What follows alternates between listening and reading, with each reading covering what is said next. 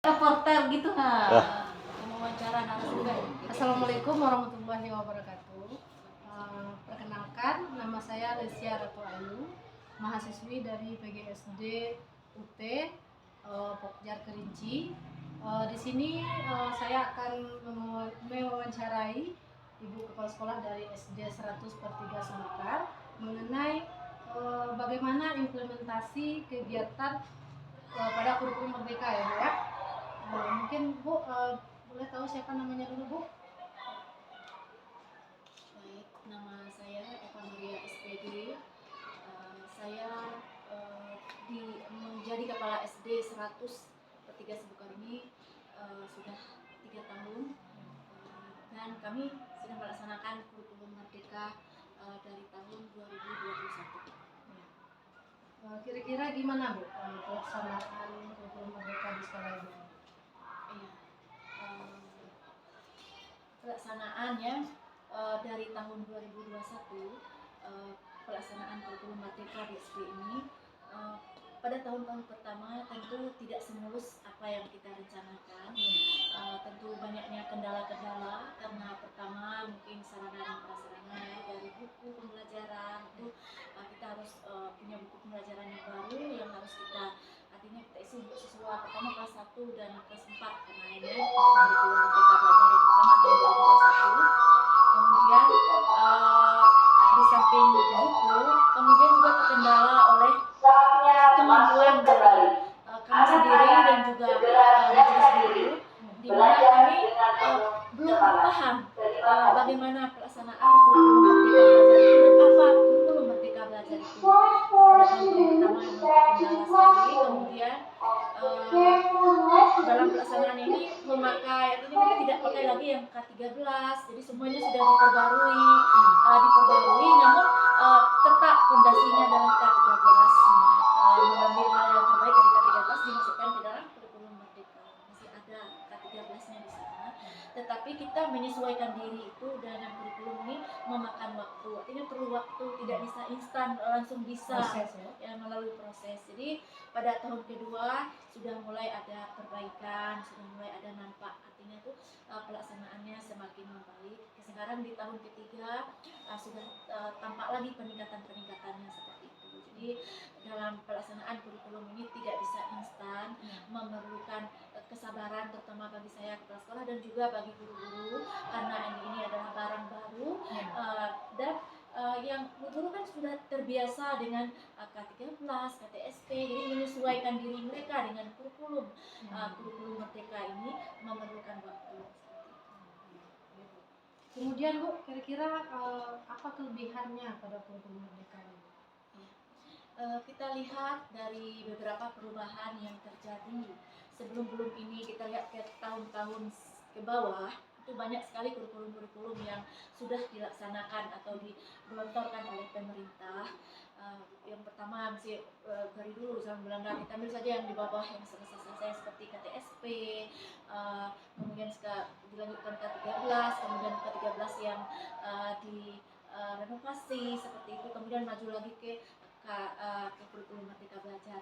Kemudian kita lihat dari K13, kemudian kelebihan, tentu kita melihat pertama sekali tentu ada kekurangan, ada kelebihannya. Jadi kami kalau melihat dari K13 ke kurikulum Merdeka ini, kami melihat memang ada artinya itu kelebihannya. Seperti pada kurikulum K13 di mana pembelajaran itu masih terpusat kepada siswa.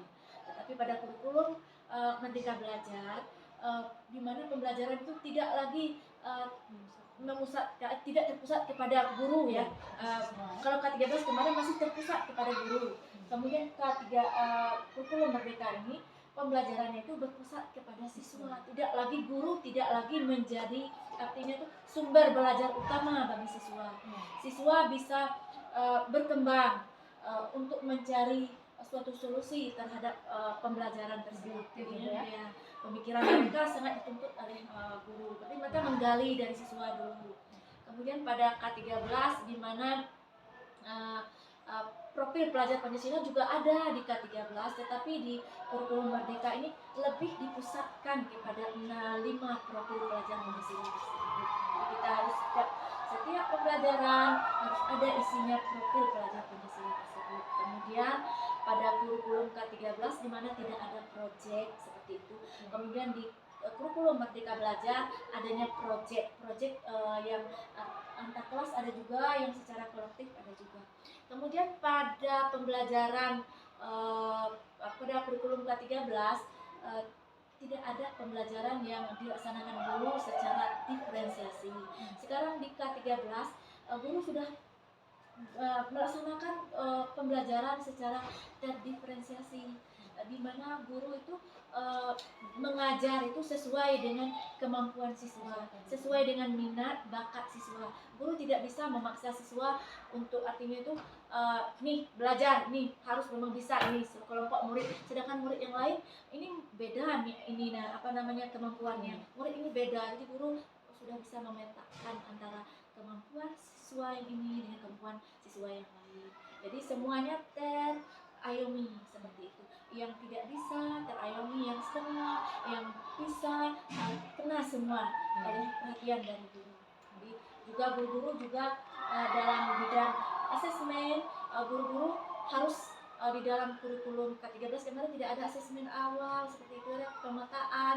Pada kurikulum K13 ini sebelum guru melaksanakan pembelajaran, sebelum naik kelas, guru harus tahu asesmen awal siswa, kemampuan awal siswa. Jadi waktu mereka mengajar, mereka tahu persis ini kemampuan siswanya seperti ini, mereka tidak bisa memaksa. Harus siswanya harus ini, tidak, kita belajar sesuai dengan kemampuan siswa. Jadi siswanya enjoy belajar, tidak merasa tertekan, dan juga tidak merasa membosankan karena guru mungkin banyak bisa menggunakan IT. Di kurikulum 13 ditekankan guru-guru sudah bisa IT semua. Baik, Bu. Berarti itu kelebihannya ya, Bu ya. Ya. Terus bagaimana dengan kekurangan mereka ini?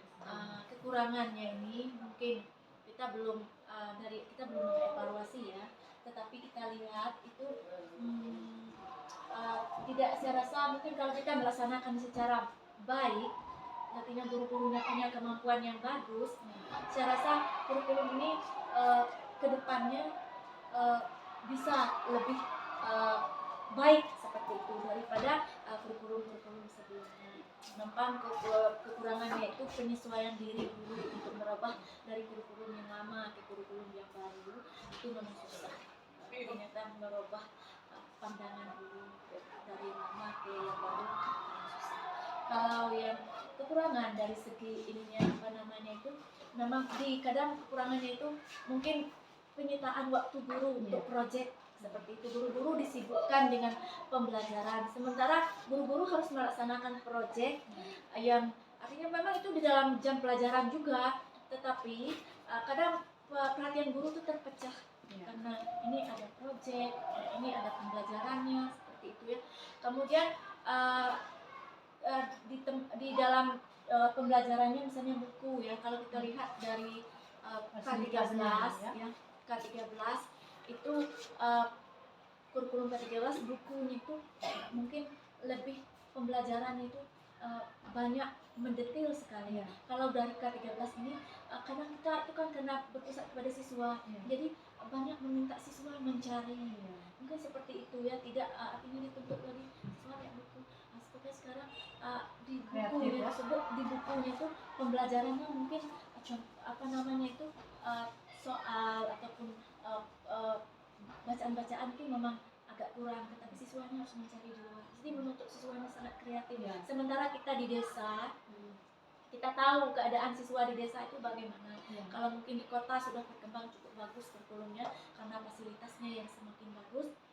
Kalau di desa mungkin itu karena anak-anak desa dibandingkan dengan anak-anak kota untuk mencari artinya itu apalagi yang berhubungan dengan pembelajaran yang artinya itu kadang mereka mencari tugas, kadang-kadang mereka tidak sama ekonominya. Itu saya rasa. Kalau untuk guru-guru, mungkin kalau dalam jam pembelajaran memang ada di pembelajaran kurikulum K13 ini di mana disatukan antara IPA dengan IPS. Jadi ini ya, itu ada di pembelajaran IPAS. Kemudian di pembelajaran IPAS itu terpisah sekali, artinya waktunya juga tidak banyak seperti K13 kemarin jam pelajarannya juga seperti itu ada dipotong untuk project Terbatas. seperti itu. Kalau dilihat dari segi ininya itu yang ini, tapi apa namanya itu kalau dari segi cara pembelajarannya mungkin kita lebih ada perubahan Ya, dari jauh K13 ya. kepada kurikulum Merdeka Belajar ini, di mana murid diberi kebebasan, guru juga diberi kebebasan untuk mencari sumber belajar. Silakan mencari, apakah guru itu ditekankan digitalisasi sehingga guru-gurunya lebih maju digitalisasi. Kemudian Bu, dari kelebihan, kemudian pelaksanaan dan kekurangannya Bu, kira-kira gimana solusinya kalau menurut Bu? Iya. Kalau di SD kita ini, di SD 100 ini, untuk mengatasi masalah artinya tuh di mana pemerintah pusat menginginkan kita seperti ini, sementara di SD kita belum siap seperti itu. Misalnya di bidang digitalisasi kemarin, kurikulum Merdeka itu lebih mematokkan kita digitalisasi, memajukan digitalisasi, sementara sarana dan prasarana di SD kita kurang memadai. Jadi kita berusaha untuk mencukupi apa yang belum, juga terkendala dana, kita coba seperti itu. Tapi kami tetap berusaha dulu seperti itu kendalanya. Kemudian yang tadi di mana guru secara, kalau dulu di K13 di mana guru-guru itu kan kalau pelatihannya ini langsung manual untuk melaksanakannya. Sekarang guru-guru melaksanakan diklat, workshop itu banyak yang online. Kadang guru-guru itu kita memerlukan pulsa, kita memerlukan jaringan internet yang bagus. Sementara di SD kita kadang hilang timbul seperti itu. Nah, kemudian pendanaan untuk internet juga kadang karena uang pos kita yang memadai, ya kita harus minta guru, kadang harus pakai internet masing-masing, kuota masing-masing seperti itu kendalanya. Jadi mudah-mudahan ini bisa teratasi. Kemudian jaringan internet juga, jadi kalau mau ikut kadang terputus diklatnya karena online tadi, karena jaringan internet. Kemudian untuk ini segala sesuatunya itu informasinya, kelebihan dari K13 ini, dari kurikulum K13 ini segala informasinya kan online. Kita bisa mengakses, lebih memudahkan guru-guru untuk mencari sumber belajar. Sudah ada disediakan PMN. Kalau di K13 dulu kan tidak ada seperti itu, kita harus cari mana. Kalau ini sudah ada semua contohnya, silakan ambil di sana, silakan download contoh pembelajaran seperti ini, praktek baiknya seperti ini. Jadi guru-guru tuh bisa melihat, tidak menjadi kendala bagi mereka untuk dalam proses pembelajaran, bisa melihat di PMN. Itu saya rasa kalau di segi digitalisasi yaitu perubahan itu seperti itu. Kalau di segi pembelajaran tadi seperti itu, ada diperkaya murid-muridnya dengan guru-guru juga bertambah wawasannya, kemudian adanya pembelajaran berdiferensiasi, pembelajaran tidak berpusat kepada guru lagi, guru bisa mengakses segala sesuatu yang menjadi kebutuhan mereka secara online. Terkendalanya di bidang jaringan internetnya, kemudian apalagi misalnya jaringan internetnya kurang di desa ya, kurang bagus kadang kendala itu. Ya, itu saya kira ya.